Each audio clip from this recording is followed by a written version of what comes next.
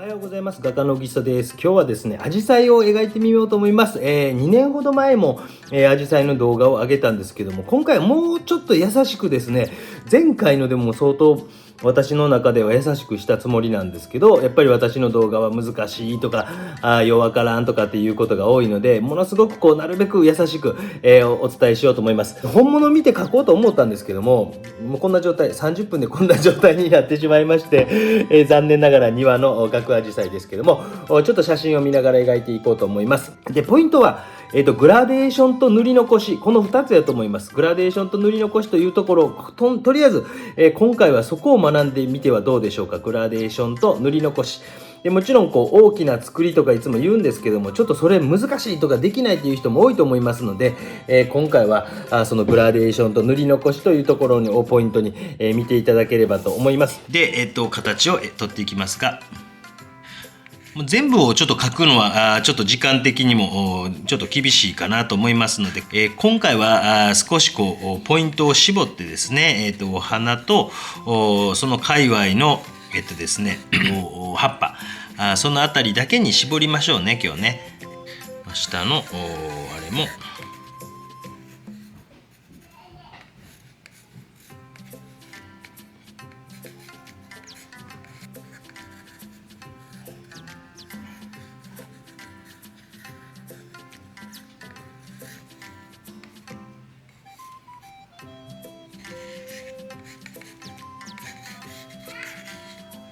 形を薄く描いていきました。形を薄くですね。ちょっとここの間詰まっていますけど、まあ絵なんで別にいいかなと。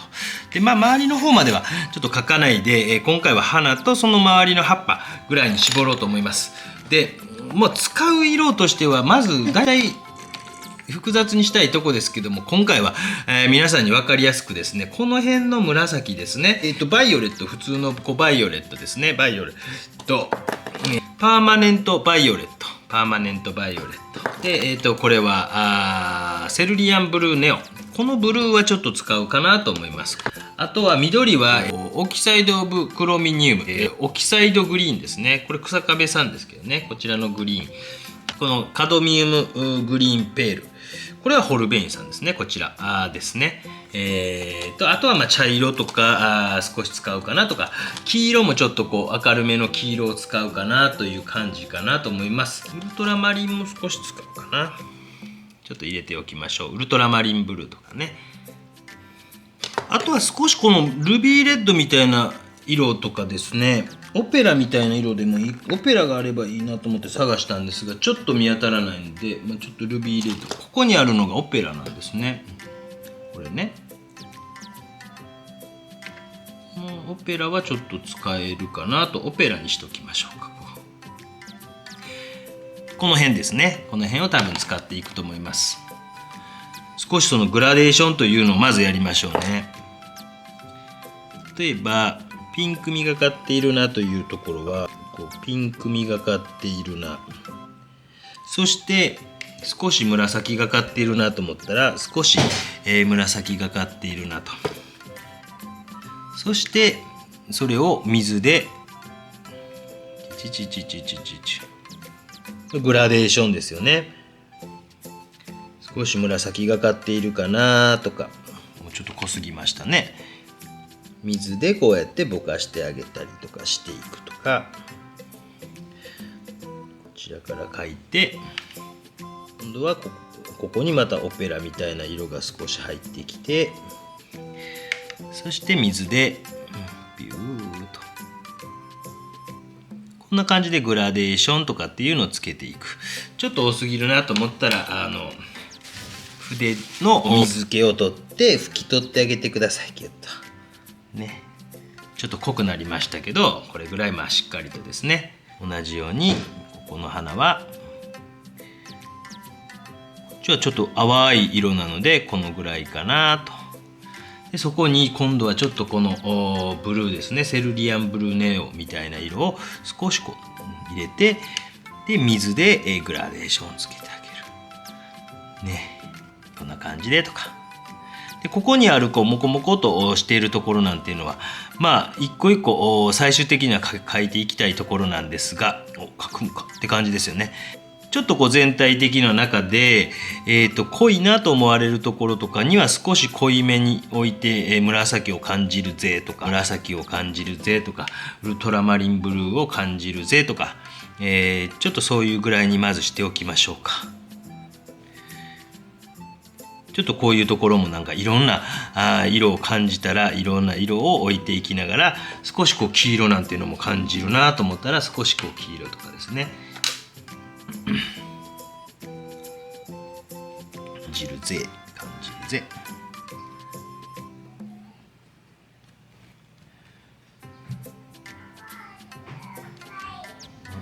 もうちょっと紫かかってるなと思ったら、そういう紫色みたいなのを差し込んでみたりとか。この段階でいろんな色を感じるようにこう描いていっていると。ここにも少しこう後ろに花がありますので、紫を土台として、でちょっとオペラっぽい色を感じるぜ。この辺は感じるぜ。もう少し紫がかっている色を感じるぜ。青い色を感じるぜ。ね、これグラデーションって言いますよね。どうですか？こんな感じで。この辺にもまたちまちまと玉があるぞと。少しこういうハンガー機の状態で拭き取ってあげたら、輪郭だけ、少し塗り残って、本当にちょっと玉のような感じでというか、そういう感じも出せますのでね、途中で拭き取ってあげたりとかもいいですし、ここの辺の花は少しこう黄色みがかっているなと。黄色みがかっているぞ。でモチーフの先端が少しこう紫がかっているなね。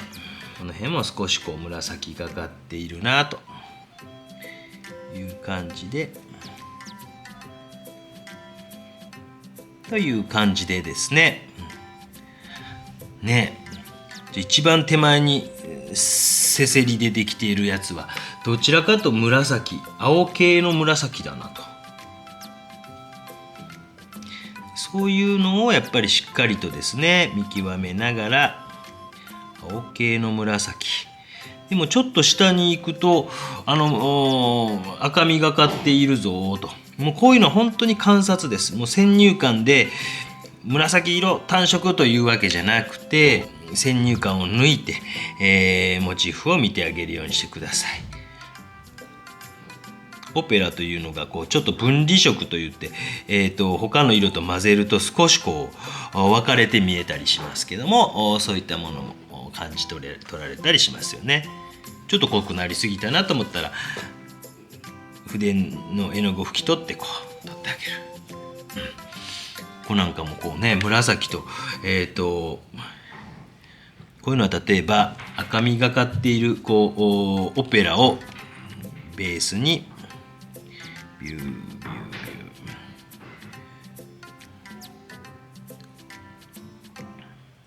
オペラをベースに少しここの端に紫をちょんちょんちょんとかね、中心のあたりとかちょっとして拭き取ってあげたりとかするとこうグラデーションっていうのができたりしますし、このモチーフの中にいろんな色を感じ取れることができるかなと思ったりします。ちょっと形は少し悪いのは許してください。こんな感じで、土台、上の花の土台はできました。下も少し同じような感じで、やっていきますね。少し紫がかってはいるけども、今度は水だけでグラデーションをつけてビュー。そのモチーフの中にほんの少し感じるような赤系みたいなのとか、もうちょっと強い青系、紫系みたいなのとか、ちょうど真ん中にはこのブルーを感じるぞとか、こんな感じでですね、一個一個の花びらの中にいろんな色を感じると思います。こういった色をまず置いてみる。今度はこのぐらいの青がちょっと強めかなと。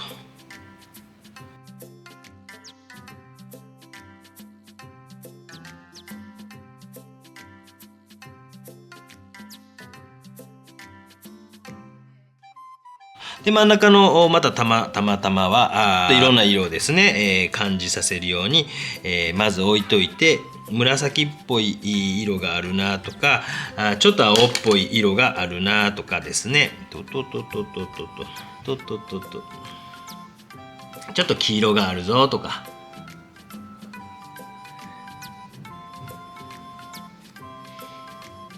という感じで、花の土台はいい感じでできたんちゃうかなと思います。うわ、こんなにこういろんな色があるんだという感じですよね。で少しドライヤーで乾かしてみます。で、完全に乾いたら、次はですね、全部やる必要はないですけど、とりあえず背景のこの葉っぱの、黄色、緑ですよね。この緑色を塗っていきましょう。でただ緑を塗るというより、この葉脈のまず黄色に近いような気持ちでですね、少し塗ってみてもいいかなと。今まではどちらかというと青系とか紫系やったから、寒色と呼ばれる寒い色ですね、寒色と呼ばれる色なんですけど、葉っぱとか暖色、あったかい色ですね、黄色とか赤とかで、今回こう黄色に近いような色を少しこう置いていきながら、葉脈に近いような色をまず置いていきましょう。もう一度言いますね。今日のポイントはグラデーションと塗り残しです。でもうとりあえず初心者の方はまず頑張って、黄色をアジサイの中に入れないように、塗っていってみてください。でこの時に今こういう風になってますね。アジサイの中に入れないように外側をちょっと入っちゃいました。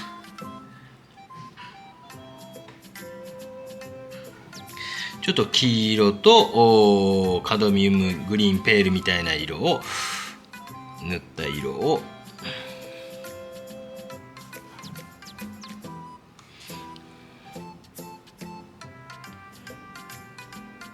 モチーフの隙間も塗っていきます。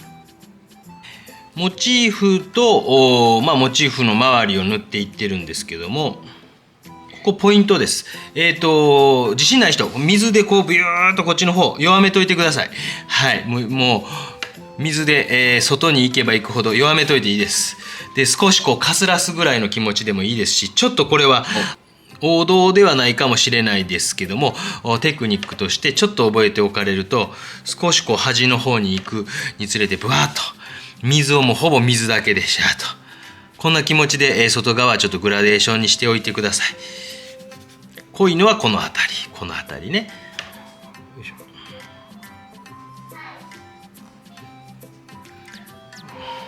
ここまではできますよね、多分ねここまではなんとかできるかなと思います。でもちろんこう乾かないうちに、少しですね、今見ていたら葉っぱの例えばなんとなくこの辺が暗い感じで分かります。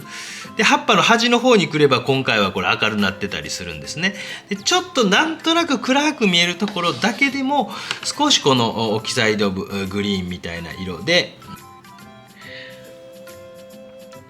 少しね、花の周りとかこういうところとか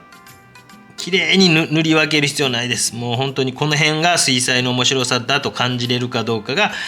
水彩を楽しめでいけるかどうかだと思いますので、とりあえず、ちょっと暗く見えるところ、言うてること分かりますかね、難しいですかね。ちょっと流れを作っているんですね。流れってなんじゃいって感じですけど、こう暗いの流れですね。暗い流れをちょっと画面の中に作っている。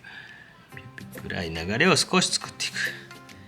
でもちろんこうちょっと出ている葉っぱなんていうのもまだ乾かないうちにちょんと少し描いていって、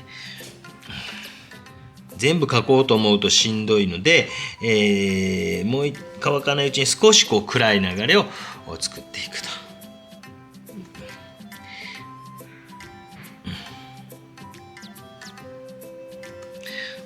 多少失敗してもいいですよ。それが AI にできないことだったりしますしね。それが後で味になることもあるし、失敗になるかもしれません。それは分かりませんが、ちょっとこういう感じで流れを作っておいてあげた。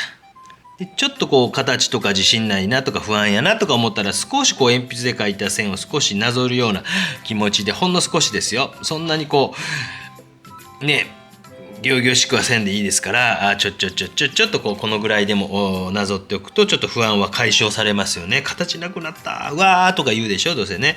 はい、知ってますよ、皆さんがそんな言うのね。これは本当に画面ちょっと難しいですけど、ある程度均等に、この辺りだけ書き込もうという絵ですけど、少しドライヤーで乾かします。ある程度乾きました。それではですね、次の段階としてはちょっと葉っぱの大きな作りを作っていこうと思います。葉っぱの大きな作り、葉っぱでも例えばこういう一枚の葉っぱがありますけど、明るなって暗くなってたり、明るくなって暗くなってたりとかしますよね。でその大きな作り、暗い明るいだけでもまず作ります。見ておいてください。こちらが暗いぞで、こっちの方は明るいね。もうこれはグラデーションでこれだけで十分かなとか、こちらの葉っぱが暗いぞ暗いぞ暗いぞで、水だけでグラデーションですね。明るいぞ、もう拭き取るだけとかですね。これもうちょっと下まで来てるな。この辺まで来てるかな。でこの辺かな、この辺まであるぞと。大きな作りですね。ここちょっと難しいかもしれませんね。このカドミウムグリーンペールみたいな色でもいいですね。少しこの中に差し込んであげてもいいかもしれません。今度はこちら外側が暗いぞとかね。これは中側が暗いぞ、これはもうちょっと濃い方がいいなと。でこういうところはもう中側のよいしょ、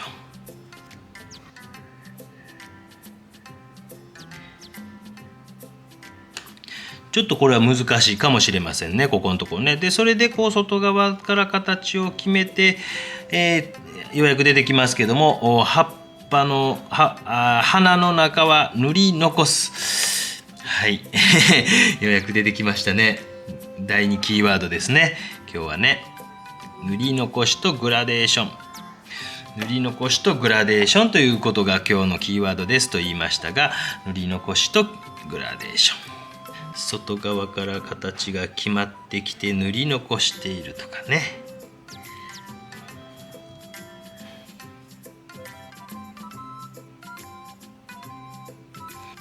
という感じでですね、少し大きな葉っぱ、外の方までもうやらんでいいです。ちょっとね、今回は少し抑え気味にいきましょうね。抑え気味に、そんなに無理されると疲れますので、このぐらいでいいかな、ここが難しいんやって突っ込んではる人いるかもしれませんけども、少し外側はもうグラデーションでペンペンペンと留めておきましょう。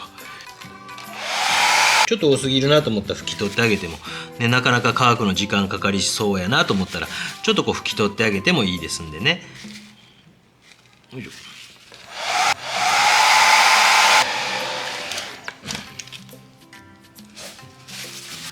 そして、今日のポイントパート2、塗り残しということで、どこ塗り残すんですか、何を塗り残すんですかっていうことなんですけど、例えば今ね、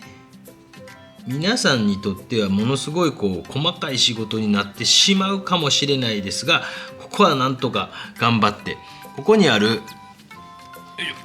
おじさん老眼ですんでね、ごめんなさいね。ここにある隙間を描くことによって、今濃い緑色みたいに作って隙間を描くことによって塗り残したところが丸くなる。はいわかりますか？塗り残したところが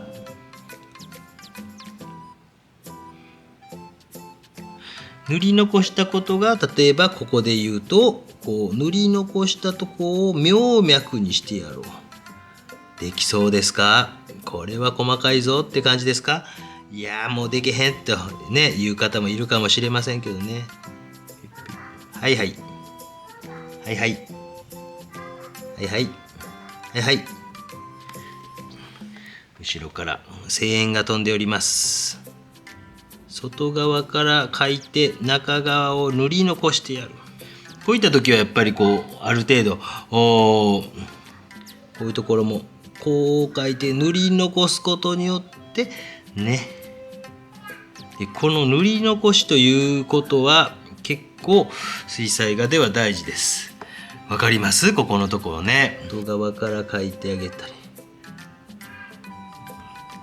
で、このぐらいの段階でちょっと不安やったら薄く溶いた絵の具で結構です。薄く溶いた絵の具、薄く溶いた青系のような色とかでもうかなり薄くね、薄く水で薄く溶いて、で先端がある程度まん丸い筆かなんかを用意して、まん丸いっていうか細い筆を用意してちょっとこう書いておいてもいいです。もう不安やったらですね、少し薄くこう溶いたのでキュッキュッキュッキュッ、そうするとね、隙間とか書くときにもね失敗しないですもんね。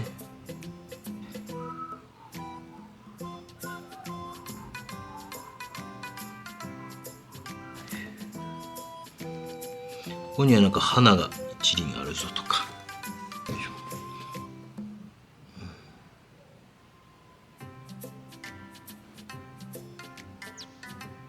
とりあえずこう丸を描いておく。薄くね、水で溶いたの薄くね。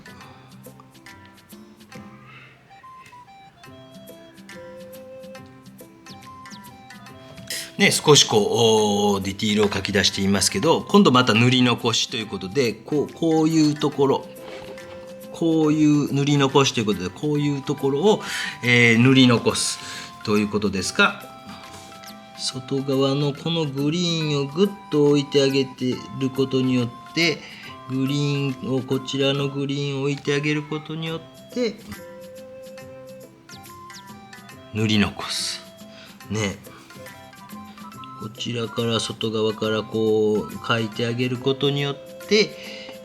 塗り残す。これをこう形の外内みたいなのを何度も何度も交互にこうやっていくんですね。外側から外側から、こういうところも隙間にこうね、濃い緑がちらちらと見えるぞと。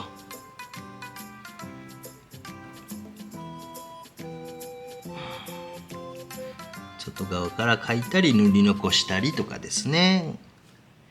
こういうところも外側から描いてとか、こういう葉っぱもこう外側から描いて塗り残す。外側から描いて塗り残す。塗り残しというのはかなり、使えます。これはこうなかなかこう初心者の人はなかなか難しいかもしれませんが、これを覚えていかないと多分水彩画っていうのはなかなか上達しません。はい、絶対です。塗り残し、これも外側から描いて中の形を見せる、まあいわゆる塗り残しというやつですね。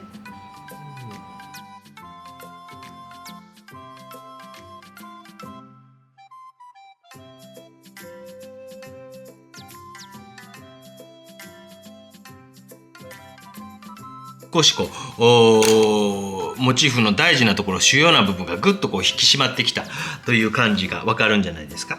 で少し、スピードを上げていきますけども、葉脈なんかもやっぱり塗り残していきながら塗り残し、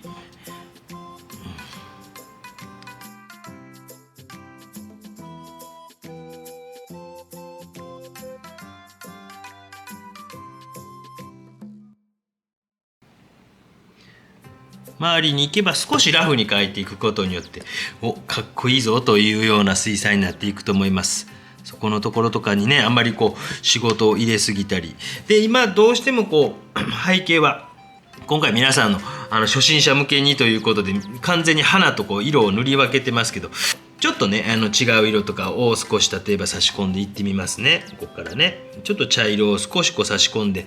地面の感じにしてみようかなと。そうするとこう違う色が入ってきたり、少し葉っぱが枯れている感じとかも出てきたり、線的な要素とかを入れてみたりとか、また難しいこと始めたなという感じで皆さん逃げていかないでくださいね。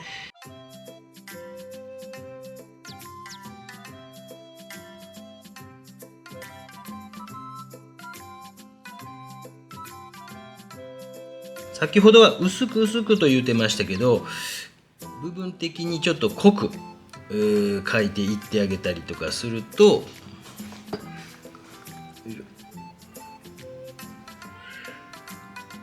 よりこうリアリティが出てくるんです。先ほどのは一応こう引き締めるような役割というか形を確認するような役割があったんですけど、今回はもうこう決めるようなね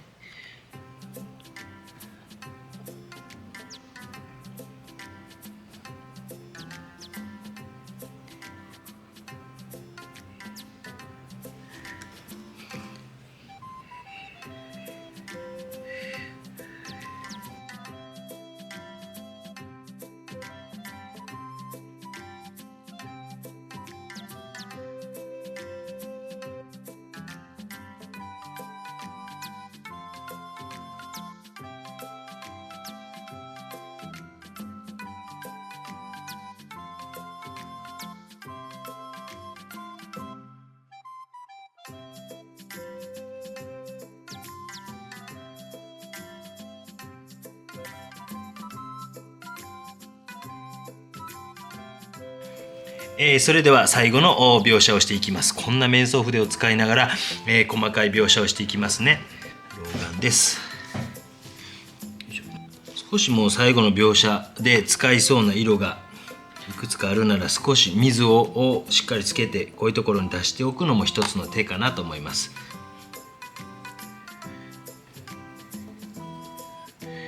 お花のとこだけでもお花のとこで使う色ですね。で最後はこんな細い面相筆を使っていってみましょうか。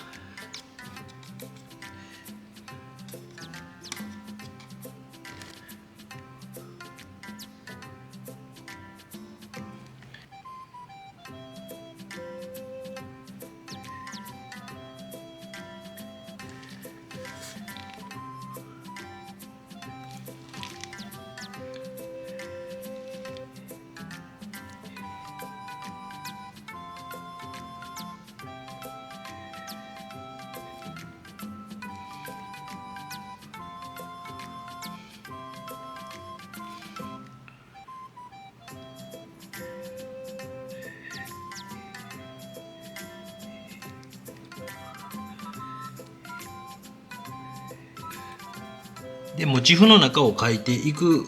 だけではなくてやっぱり外側の色とかもこういうところでやっぱり気になってきますので外側とかのこういう隙間とかもちゃんとこう見ていってあげてください。そしてそれで塗り残して葉脈を描いてあげたりとかグラデーションで、後ろと溶け合うようにとかもそれを連続してこう見ていく連続して描いていくんですね。下の花も少しねまずじゃあ隙間のところもよく見てまず緑色で描いていきましょう。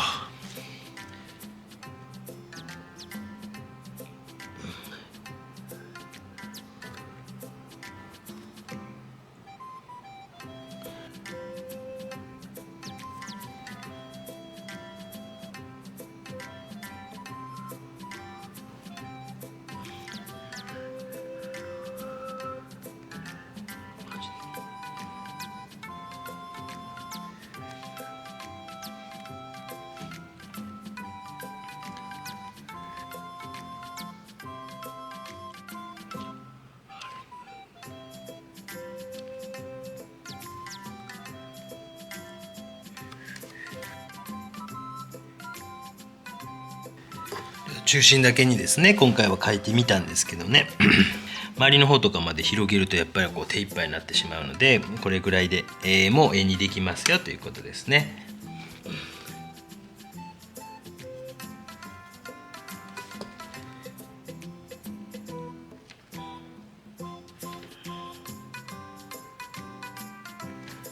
少し拭き取ってみましょうか。ゴシゴシゴシゴシゴシゴシゴシゴシゴシゴシゴシゴシゴシゴシゴシゴシ絵の具が濃ければ濃いほど拭き取れるんですけどね濃いというのは、ゴシゴシゴシゴシゴシゴシゴシゴシゴシゴシゴシゴシゴシゴシ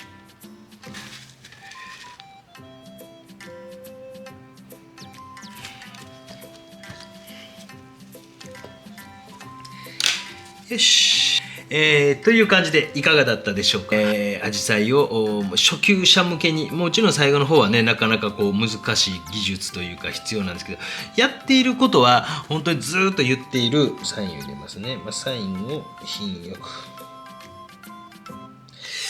やっていることというのは言っていたグラデーションと挟み込みみたいなことが本当に多くずーっとやってます。だからそこのところを自分の中で意識して、大事にやっていかれたら